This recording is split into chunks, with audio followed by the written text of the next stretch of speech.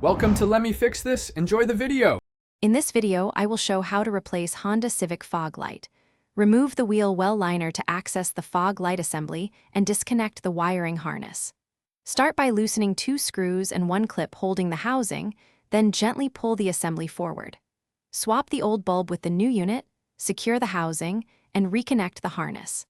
Test the light before reattaching the liner to finish the job safely. Begin with the car parked and keys removed, and wear gloves to protect your hands. Turn the wheel to give you room and remove the plastic clips using a pry tool, then unbolt the 2 visible screws with a 10 mm socket. Gently pull the fog light housing toward you and unplug the electrical connector. Handle the bulb by the base to avoid oil on the glass and set parts aside in a safe place.